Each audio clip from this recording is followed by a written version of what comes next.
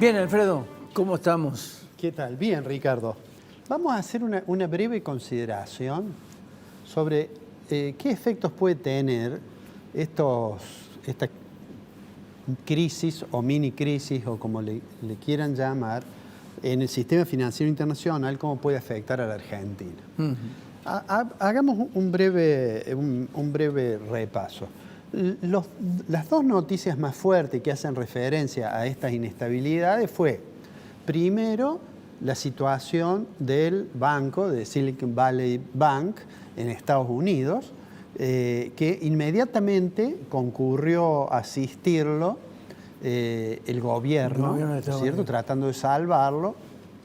Y el otro hecho que después tuvo repercusión internacional fue el hecho de que un banco muy grande, un banco suizo, el Credit Suisse, apareciera que se derrumbaba el valor de sus acciones en la bolsa y inmediatamente hubo un accionar tanto del organismo de control en Suiza como del gobierno para, yo creo que hasta presionar a la Unión de Bancos Suizos, a otro banco muy grande, para que comprara el Credit Suisse. Y de hecho lo compra en algo más de 3.200 millones de dólares, lo cual parece ser muy poco para un banco de esa dimensión. De hecho, el Credit Suisse es uno de esos bancos considerados, se suele llamar sistémico, por el riesgo de que si cae, contagie a todo el sistema.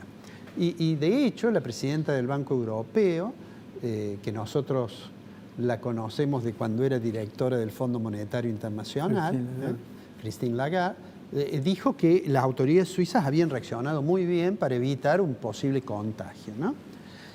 Me gustaría decir, primero, los motivos por los cuales el Silicon Valley tiene problemas son distintos de los motivos por los cuales tiene problemas el Credit Suisse. Claro, eso es lo que te quería preguntar. ¿Cuál es la relación que los une?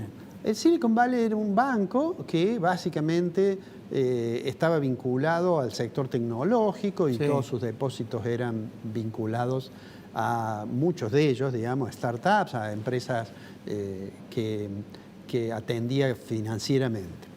¿Qué es lo que sucede? A raíz de, el conflicto internacional que generó una situación de aumento de los precios y se disparó un proceso de inversión en los Estados Unidos y en Europa, generó una decisión de la Reserva Federal de los Estados Unidos de ir subiendo la tasa de interés. Según algunos, la Reserva Federal se demoró mucho en empezar a subir la tasa de interés y cuando lo hizo muy rápidamente. ¿Cuál es el efecto que tiene sobre el banco? En la medida en que sube la tasa de interés de la Fed, ¿no es cierto?, quiere decir que el banco tiene que pagarle más a sus ahorristas para retener los ahorros. Y si el banco tiene sus colocaciones de largo plazo, calculado su tasa de retorno sobre una tasa de interés que es más baja, cuando la tasa de interés sube, en realidad se hace menos rentable esos títulos a largo plazo y se hace más complejo retener a los ahorristas. Entonces, la única forma, que si uno tiene títulos a renta fija, la única forma lo que ocurre es que cae el valor del título, ¿no es cierto? Entonces, esa es la situación que le complicó a Silicon Valley. Digo, no es el mismo caso de Credit Suisse. Credit Suisse es un banco del siglo XIX, fue creado por allá por 1856, 57. Y un banco muy importante. En la crisis de los derivados financieros del 2008-2009, en realidad el Credit Suisse logró sortear la crisis sin apelar a un rescate o a un auxilio del Estado. Mientras que la Unión de Bancos Suizos, mirá vos qué paradoja, que es el que ahora lo compra, apeló y hubo en Suiza una gran discusión respecto de por qué se asignaban recursos para salvar el banco.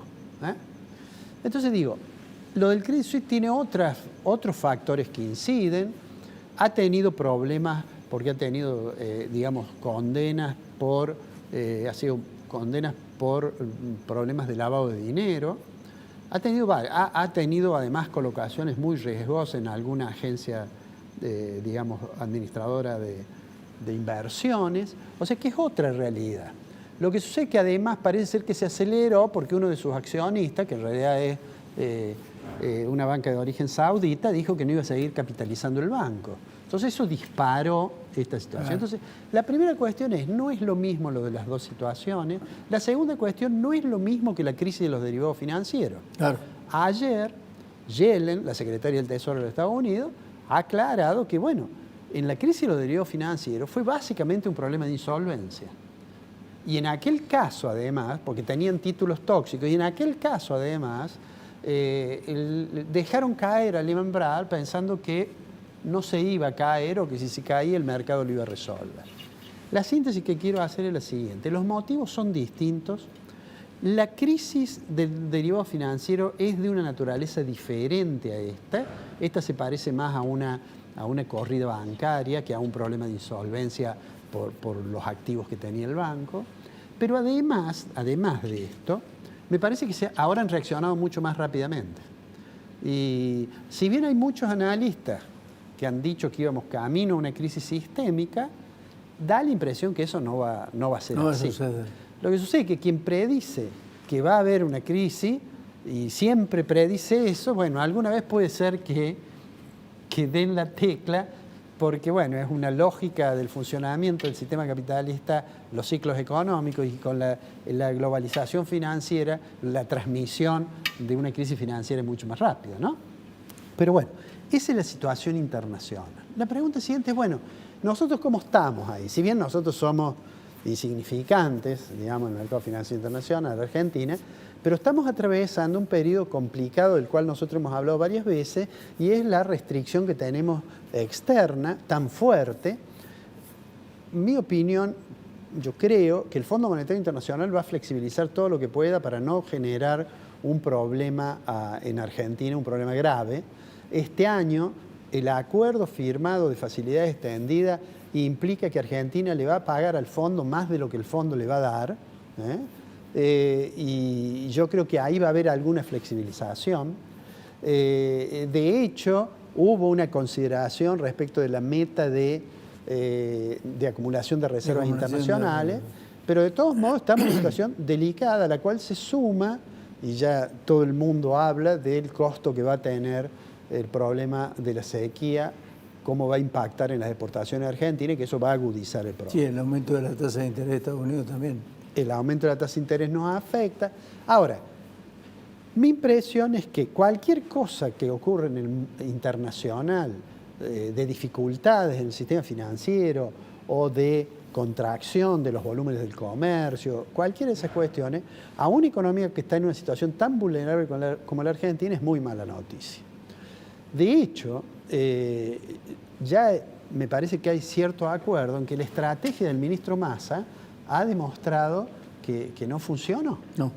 La tasa de inflación del martes pasado, de 6.6, nos pone en un nivel de inflación más alto de 3 dígitos. Lo obligó al Banco Central a aumentar la tasa de interés mínima para depósito a plazo fijo hasta 10 millones de personas físicas, llevarla entonces al 78%. Eso equivale más o menos al 113% anual efectivo. Quiere decir que el gobierno intenta mantener los compromisos que tuvo con el fondo de tener la tasa de interés real positiva. El problema es la confianza. El problema, claro, esa es la clave. Así como para un banco la confianza es crucial, si no miremos los bancos que han tenido inconvenientes, bueno, para la política económica es esencial. Da la impresión, nosotros creo que en un programa anterior dijimos, nos da la impresión de que vamos hacia un régimen de inflación más alto y que vamos hacia una contracción del nivel de actividad. Realmente el escenario no puede ser más preocupante para el gobierno, que además está sometido a una contienda electoral este año. Para cerrar, digamos lo siguiente. Esta situación internacional, este problema de este banco que vemos allí, el logo de Credit Suisse, no es buena noticia para nadie en el mundo. Entonces no podría serlo tampoco para Argentina. Mientras tanto, nuestros problemas son otros, ¿no? Son distintos al menos. Son distintos. Y son los de una estrategia de política económica que ha dado muestras que no logra ganar aquella guerra que hace un año el presidente dijo que le declaraba la inflación. Hay un dato. Massa fracasó. Y los niveles de inflación muestran que aquel entusiasmo inicial, yo diría que hasta se percibe cuando habla el ministro, que ya no tiene el optimismo que supo tener el año pasado.